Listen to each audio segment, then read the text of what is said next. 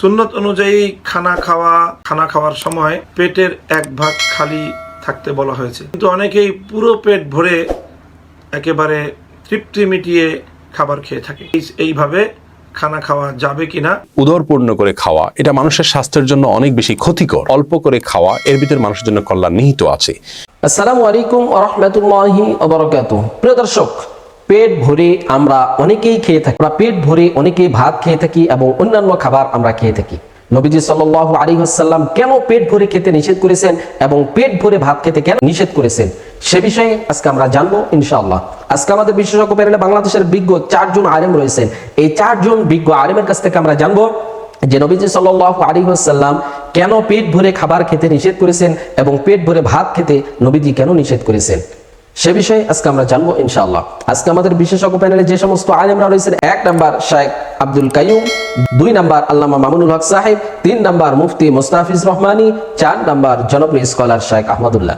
প্রিয় দর্শক, চলুন আমরা একে একে তাদের বক্তব্যগুলি শুনে আসি। আমরা শুরুতে শেখ আব্দুল কাইয়ুমের বক্তব্যটি শুনে আসি। অপব্যয় করো না, কিছু খেলাম, কিছু এত বেশি পাক করলাম যে পরে খাওয়া যাচ্ছে না, ফেলে দিতে হলো, এরকম নয়।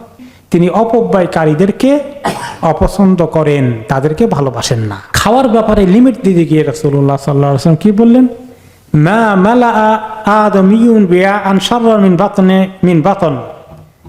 একজন মানুষ পেটের চেয়ে আর খারাপ কোনো বস্তা ভর্তি করে না।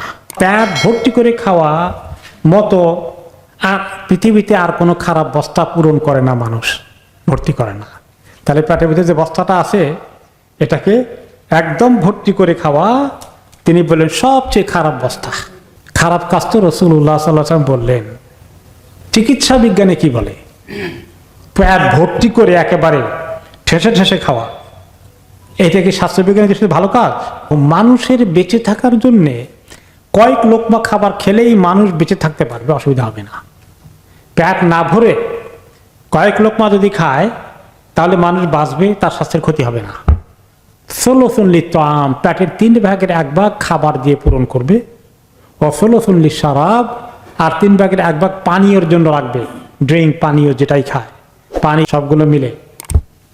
ও ষোলসুন লিন্নাফাস, আর বাকি 3 ভাগের 1 ভাগ খালি থাকবে, শ্বাস প্রশ্বাস নিতে ইজি হবে। বিজ্ঞানের দৃষ্টিতে একটা বিশাল একটা রেকমেন্ডেশন, এটা অনেক বড় মূলনীতি। এটাকে কেউ মেনটেন করলে তাদের পেটের রোগ হবে না সহজে। পৃথিবীর মানুষের অধিকাংশ রোগ কোন জিনিস থেকে হয়? খাবার থেকে। খাবার বেশি খাওয়া, চর্বি জাতীয় খাবার বেশি খাওয়া, গোশত বেশি করে খাওয়া। করিম সাল্লাল্লাহু আলাইহি ওয়াসাল্লামের এই উপদেশ আমরা মাইন্ডে রাখি, যদিও আমরা হয়তো অনেকেই 3 ভাগের 1 ভাগ খেলে আমাদের পোষাবে না, আপনি বেশি খাবো, কিন্তু বেশি খেলেও যেন একদম পুরো পেট ভর্তি না হয়। নবী করিম সাল্লাল্লাহু আলাইহি ওয়াসাল্লাম, সাহাবায়ে কেরাম কোনোদিন পেট ভরে খান নাই। ওনারা কি আমাদের দুর্বল ছিলেন না শক্তিশালী ছিলেন? বেশি খাইলে যে মানুষের শক্তি বেশি হবে এটা ঠিক। একজনের খানা আনলে এটা 2 জনের জন্য যথেষ্ট। একজনের খানা 2 জনে ভাগ করে খেলে টানাটানি লাগছে, খুব খারাপ লাগছে, ক্ষুধা লাগছে, কেমনি এখন অর্ধেক খাই, কষ্ট লাগে, তাই না? কিন্তু আপনি খেয়ে দেখেন, এটা আপনার শরীরে কোনো ক্ষতি হবে না। তাআমুল ইসনাইনি ইয়াকফিল আরবা, 2 জনের খাবার ইজিলি 4 জনের জন্য যথেষ্ট হয়ে যাবে। যে আমরা জানি পাকস্থলী অথবা নিজের যে খাদ্য থলি রয়েছে, আল্লাহ পাক রব্বুল আলামিন সৃষ্টি করে রেখেছেন মানব দেহের মধ্যে, বা তার পরিপূর্ণটি খাদ্যের দ্বারা পরিপূর্ণ করতে নিষেধ করা হয়েছে। বরং 3 ভাগের 1 ভাগ যেন আমরা খাদ্য থলির 3 ভাগের 1 ভাগ পরিমাণ যেন খাবার খাই, এই ব্যাপারে উদ্বুদ্ধ করা হয়েছে। রাসূল আকরাম সাল্লাল্লাহু আলাইহি ওয়াসাল্লাম বলেন যে মানুষ পৃথিবীতে যত থলে পূর্ণ করে থাকে, যত ব্যাগ বোচকা পূর্ণ করে থাকে, তার মধ্যে যে নিজের পেট যেটা মানুষ উদর পূর্ণ করে, এর চেয়ে খারাপ আর কোনো কিছু মানুষ পূর্ণ করছে না। অর্থাৎ একেবারে পেট পুরে খাবার খাওয়াটাকে রাসূল সাল্লাল্লাহু আলাইহি ওয়াসাল্লাম একটি নিকৃষ্ট পূর্ণকরণ বলে আখ্যায়িত করছেন। একজন ব্যক্তির জন্য তো এতটুকু খাদ্য, কয়েক লোকমা খাবার গ্রহণ করাই যথেষ্ট, যার মাধ্যমে তার পিঠ সোজা থাকে, অর্থাৎ সে জীবন ধারণ করতে পারে, তার জীবনটা চলতে পারে। এতটুকু খাবার খাওয়াই তো একজন ব্যক্তির জন্য যথেষ্ট। এই পরিমাণ খাবার খাওয়া উচিত যে ফাসলুসুন লিতাআমিহি, যে পাকস্থলী অথবা পেটের 3 ভাগের 1 ভাগ খাদ্যথলির, 3 ভাগের 1 ভাগ খাবারের জন্য, ও সুলুসুন লি শারাবিহি, আর 3 ভাগের 1 ভাগ হলো পানির জন্যে, ও সুলুসুন লি নাফাসিহি, আর 3 ভাগের 1 ভাগ হলো সেখানে বাতাস এবং শ্বাস প্রশ্বাস আপ ডাউন করার জন্যে। তিরমিজি শরীফের মধ্যে এই হাদিসটি বর্ণিত হয়েছে গ্রহণযোগ্য পর্যায়ের সনদের মাধ্যমে। রাসূল সাল্লাল্লাহু আলাইহি ওয়াসাল্লাম খাবারের একটি পরিমিত পরিমাণকে গ্রহণ করার জন্যই উম্মতকে উৎসাহিত এবং উদ্বুদ্ধ করেছেন। সাল্লাল্লাহু আলাইহি ওয়াসাল্লামের পক্ষ থেকে অত্যন্ত মানুষের জন্য উপকারী এবং স্বাস্থ্যসম্মত একটি নির্দেশনা।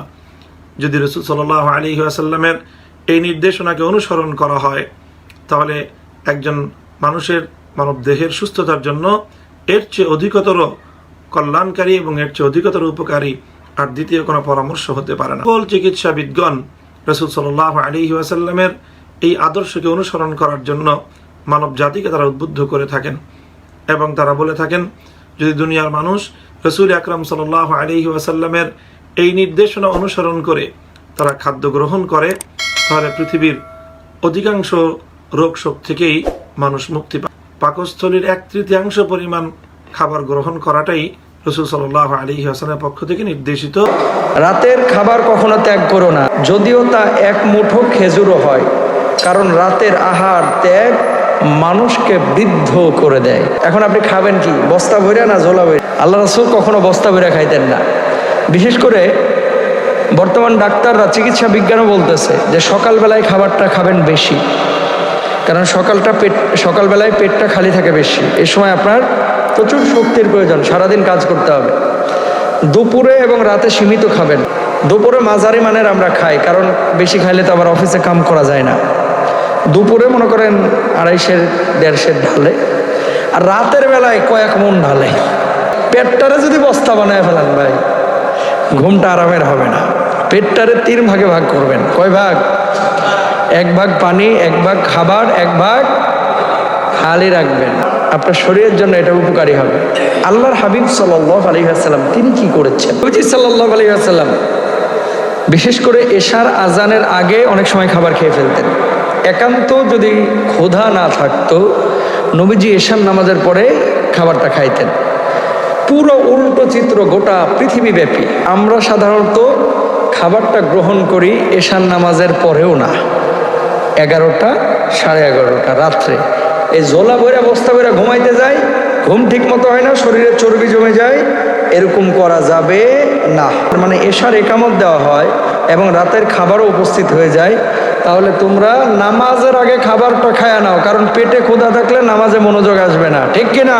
ভাই এশার আগে বা এশার পরপরই আপনারা খেয়ে নেবেন, এবং ডাক্তাররাও এটা বলছে।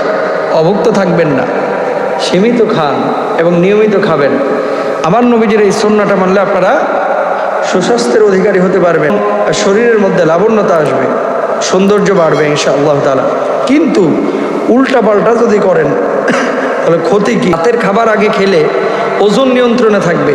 বিশেষজ্ঞদের মতে সন্ধ্যা 6টা থেকে 7টার মধ্যে খাবার খাওয়া ভালো, এটা ডাক্তারদের কথা। নবীজির হাদিসের সাথে মিল পাইছেন কিনা? আলহামদুলিল্লাহ কর। রাতে দেরিতে খাবার খেলে প্রয়োজনীয় শক্তির জন্য ব্যবহার করার সুযোগ থাকে না, ফলে শরীরে চর্বি জমে মানুষ মোটা হয়ে যায়। এটাও কিয়ামতের একটা আলামত। নবীজি বলেছেন কিয়ামতের আগে মোটা মানুষের সংখ্যা বেড়ে যাবে। রাতে ঘুমাতে যাওয়ার কমপক্ষে 2 ঘন্টা আগে রাতের খাবার খাওয়া উচিত। এতে করে পুরুষের 26% প্রোস্টেট ক্যান্সার এবং নারীদের 16% স্তন ক্যান্সারের ঝুঁকি কমে যায়। দেরিতে খেলে ক্যালোরি খরচ কম হয় এবং তা ট্রাইগ্লিসারাইড নামক ফ্যাটি অ্যাসিডে রূপান্তরিত হয়, যা হৃদরোগ ও স্ট্রোকের ঝুঁকি বাড়ায়।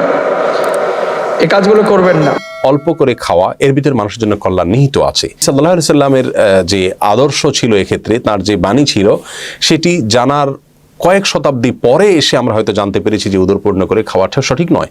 কিন্তু সেই 1400 বছর আগেই কিন্তু প্রিয় নবী সাল্লাল্লাহু আলাইহি ওয়াসাল্লাম আমাদেরকে সুস্পষ্ট নির্দেশনা দিয়েছেন যে তোমরা যখন খাবে তখন পেটের 3 ভাগের 1 ভাগ খাবার দিয়ে, আরেক ভাগ পানীয় দিয়ে তোমরা পরিপূর্ণ করবে, আরেক ভাগ নিজের জন্য রাখবে, অর্থাৎ আরেক ভাগকে খালি রাখবে। অতিরিক্ত খাওয়ার সমালোচনা তিনি করেছেন। এবং একজন ইমানদার কখনো অতিভোজী বা খাবারটাকে খাওয়ার জন্য খাওয়া, খাই খাই ভাব থেকে খাওয়া, এটি একজন মুসলমানের মধ্যে থাকতে পারে না। হ্যাঁ, মুসলমানের অবশ্যই পছন্দ থাকতে পারে, কোনো খাবার তার ভালো লাগা থাকতে পারে, সাদা আহ্লাদ থাকতে পারে। ইসলামী শরিয়ার দৃষ্টিভঙ্গি এবং দর্শন হলো পানাহার করতে হবে মানুষের বেঁচে থাকার প্রয়োজন, যেহেতু বেঁচে থাকে অনেক কল্যাণের কাজ করতে হবে, অনেক ভালো কাজ করতে হবে। একজন মানুষের দর্শন যদি হয় যে খাওয়া মানে হলো ভোগ করা, ভোগবাদী মানসিকতাতে যদি তার কারোর খেতে হয়, তাহলে তিনি তার চাহিদার কোনো শেষ থাকবে না। তিনি একবার এক রকমের চাউল খাবেন, আবার আরেক রকমের চাউলে কি আছে দেখবেন, আরেক রকমের চাউলে কি আছে দেখবেন।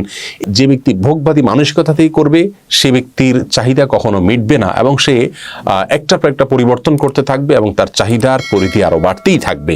পক্ষান্তরে একজন ইমানদার তিনি যেহেতু আল্লাহ রাব্বুল আলামিনের নির্দেশ পালনার্থে খাবেন, অতএব তার পানাহার হবে পরিমিত। এবং ইসলামের আরো অনেক বিধিবিধান আছে, যেগুলোর অনেক আদেশ নিষেধ আছে, যেগুলোর বাস্তবতা হয়তো আমরা এই মুহূর্তে বুঝছি না, হয়তো কয়েক শতাব্দী পরে আমরা বুঝতে সক্ষম হব। এজন্যই একজন ইমানদার আল্লাহ এবং তার রাসূল সাল্লাল্লাহু আলাইহি সাল্লামের দেওয়া সকল আদেশ নিষেধ বিধিবিধানের সামনে নিজেকে অবনত করে দেওয়া, সারেন্ডার করা, এটাই হলো বুদ্ধিমান মানুষের পরিচয়। আজকাল আমাদের যে একটা খাই খাই ভাব বা ভোগবাদী মানসিকতা থেকে খাওয়ার একটা প্রবণতা, সেই জায়গা থেকে আল্লাহ তাআলা আমাদেরকে সরে আসার তৌফিক দান করুন।